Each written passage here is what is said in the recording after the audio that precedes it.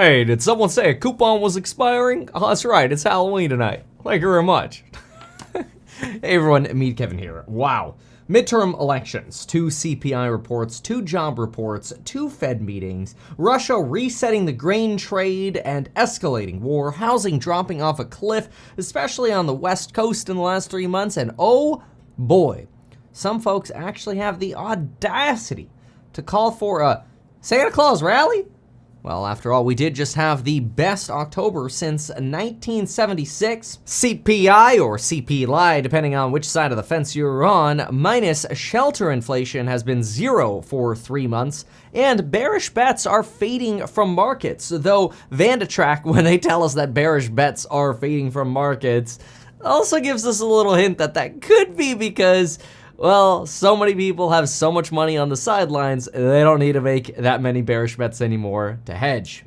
So, what argument could there be for a bullish U-turn in markets? Well, in this video, we're going to talk about exactly that, and we'll see how bullish Meet Kevin really is. Let's take a look at that. This video is, by the way, brought to you by MooMoo, but more on them later. Look. Here are some reasons we might actually see a run into the end of the year, and it's quite bullish. Look, of course, we have jobs data and CPI data that could disappoint us, along with 2 Fed meetings that might not give us the hints we're looking for a reason for a U-turn. But that's okay because there could be plenty of other reasons for a run. The first of which is quite interesting. It is the blackout period for corporate buybacks coming to an end. That's right. Corporations don't like to make it seem like they bought a bunch of their own stock leading into earnings, and then if the stock soars, they don't want to make it seem like they traded on inside information. And of course, if the stock tanks, they don't want to make it seem like they're idiots buying their own stock right before terrible earnings. So that's why you usually have corporate blackout periods. And this is leading to a belief that we're about to hit, within the next week, one of the biggest expirations of corporate blackout periods that could lead to a whole lot of corporate buybacks. And that's because a lot of corporations realize, wait a minute, maybe things aren't that bad yet, and maybe they actually won't really get that bad. After all, you look at American Airlines still talking up demand going into Q4, Airbnb talking up demand going into Q3. We'll see how that changes in their next earnings report coming out this week. You've still got Netflix growing subscribers, and sure, you've got big misses and disappointments at companies like Meta, but they had it coming for really their change in business model. You have some disappointment for e-commerce and AWS and advertising, which are leading indicators of a potential recession coming next year from companies like Google and, of course, Amazon with AWS. But a lot of optimism from companies like Amex that individuals still have a lot of money left to spend, and that the cash balances that they've hoarded, about $1.7 trillion of extra savings, could lead to some real buying in the stock market, especially when we see and consider the fact that another reason we might see a rally going into the end of the year is tax loss harvesting. A lot of folks have been tax loss harvesting in and throughout the period after Jackson Hole, when Jerome Powell became a lot more bearish and really talked the market to new lows. And he succeeded at doing that. We thought this summer, like June, July, would have been the bottom of the market. No, it ended up being September and October. Now, we might end up hitting a new low going forward, but we would need some really nasty surprises. Even the inflation shock that we had this morning in Europe wasn't enough to actually move equities substantially lower. Consider this, most markets were thinking that inflation would come in, that is, most economists were thinking that inflation would come in at about 10.2% in the Eurozone. Barclays yesterday increased their estimate to 10.5%, and it actually came in at just over 10.7%. Really, really high Eurozone inflation, and Germany still eking out a positive GDP read, which is quite remarkable. Now, that success may not last, but it's leaving a lot of folks scratching their heads saying it's going to take a lot of dirty darkness and bad news for things to get much worse than where they sit now. And that leads to the next reason markets could rally. And this is a big one. But before we get into the next part, I want to thank today's sponsor, MooMoo. MooMoo is an advanced one-stop trading app that makes it easy for traders to do any and everything that you need. One of the main reasons MooMoo is amazing over other platforms is because they offer the ability to trade globally, meaning I could trade in Hong Kong and the US markets all from the same platform. No logging into other platforms. What a headache. MooMoo also offers industrial chains which provide a detailed picture of trending industries like semiconductors or EVs. And I don't like headaches. That's why I like MooMoo, keeping things simple. They give you access to heat maps as well, so you can easily visualize trends from the entire market at a single time. And trust me when I say these types of visualizations offered by MooMoo make understanding market trends so much quicker. MooMoo also gives you real-time quotes, so you can be sure the price you're seeing is an up-to-date one. This feature is especially useful when you want to make sure you have up-to-date pricing. Again, earnings, foreign markets, you name it, you want up-to-date pricing. And after hours is a great time to have up-to-date pricing. It also helps you predict open market direction and allows you to act quickly on news that occurs when the exchange is closed. So sign up via my link down below, open a new MooMoo trading account, and get $10 cash back for every $100 deposit that you make, up to $50 totally for free. Use the link down below. The next reason markets could actually rally in a bullish manner is the fact that they tend to do exactly that. If you look at 1962 to 2022, a 60-year period, you tend to make most of your stock market returns between October and May. This is why the saying is sell in May and go away. Because if you invested $100 in 1962, you would have barely grown that to $118 had you been an investor only between May and October, showing you that most of the stock market returns, and as demonstrated by this chart here, are actually made between October and May. And following a midterm election, we should see some real optimism move into the markets after the election and between this November 1 to May period.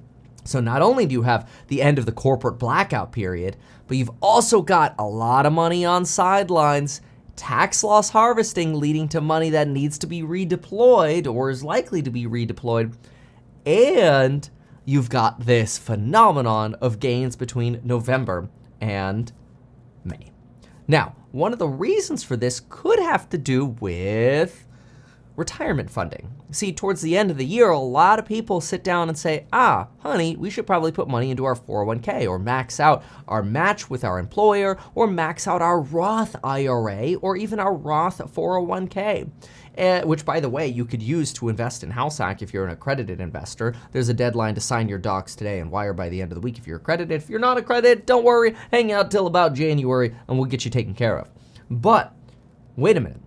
If folks fund their retirement accounts, most of them don't end up leaving that money sitting in cash. They end up deploying that into a fund so they can set it and forget it. And then the fund, whether it's a mutual fund or an ETF, whatever it is, ends up deploying that right into the markets. So you have a lot of pressure on the stock market to potentially trend upward at the same time as having lower levels of hedging than we've previously seen before, potentially leading to less pressure down on stocks and more pressure up. On top of that, you've got a big rationale that markets tend to rally after the Federal Reserve meetings. In fact, if throughout this year you had only invested on the day the FOMC meetings occurred, you would have been substantially more green than if you dollar cost averaged on any other days. It almost seems like it's a very simple psychology of, peak fear on Fed day and then relaxation after the darn commentary comes out.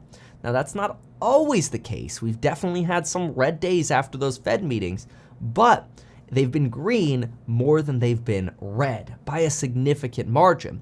And that could actually lead to a slew of new retail buying after the Fed meeting, when peak fear of the Fed meeting and peak hedging for the Fed meeting goes away. We start seeing the leftover shorts and hedges cover and potentially activate a bull run for the Santa Claus rally.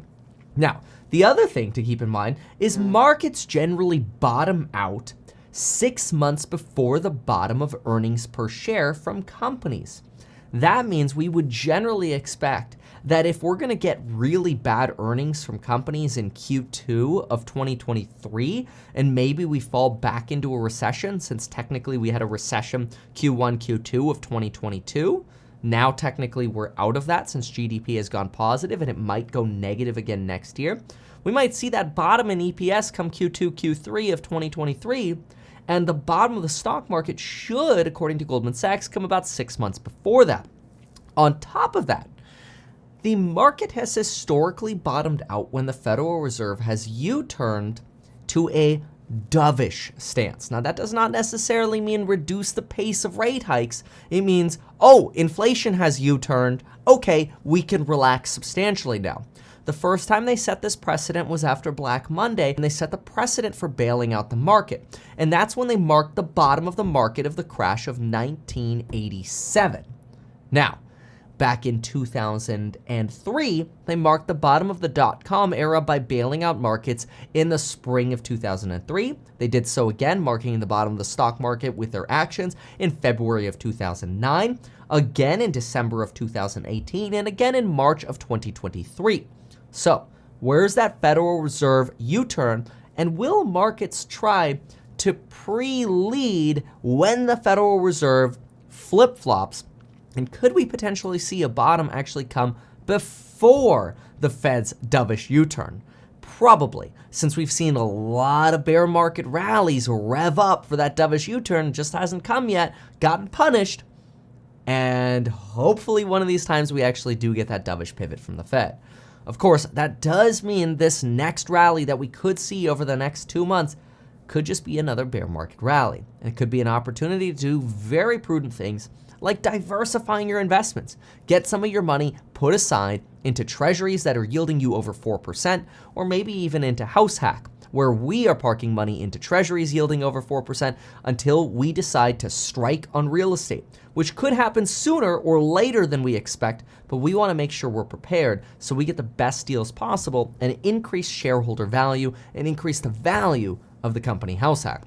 The most important thing, stay out of debt in these times. You don't want to be getting margin called in the event that we have another 20% downside ahead of us, just like you don't want to be getting reamed by doing a bunch of, YOLO bearish bets and put options, and then you get reamed by a rally that ends up getting you called.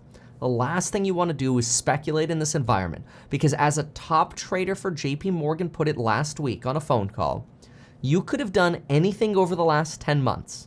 But historically, over the last 10 months, the best thing you could have done would have been the most ridiculous thing, the most unexpected thing, because that has been what has done well over the last 10 months.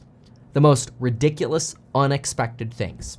Now, some people like to brag about how they've been perfect in this market. The reality is nobody's been perfect. So don't feel bad if you're looking at other people post Reddit posts or Wall Street bets, YOLO bets, and they seem like they're hitting the lottery and they've got everything perfect. They are either extremely lucky or they're lying. This has been a very, very difficult market. And even if you've adjusted and you've had slightly more wins than you've had losses, you're doing better. Even if you adjusted and sold and rebought and you were able to avoid some losses, you're doing better than others. And not that this is a game of relativity. It's just to be very clear. This is a very tough time. This is when the true psychology of money comes out, and the people who can really withstand these sorts of markets actually build their queue. Their quantities of positions that they want to hold and own, and that they expect to build substantial returns over the years going forward. Look, ultimately, inflation could be stickier and last a lot longer than we expect. And that does mean the Federal Reserve could end up hiking a lot higher than markets are pricing in now. Federal Reserve told us 4.6%, and this morning they started hinting that we could go to 5.25 to 5.5%. That could lead to a really dirty new bottom for the stock market. Although the market at this point already seems to be getting used to this idea that, all right, it's going to take longer, rates are going to go higher, buckle up and get ready.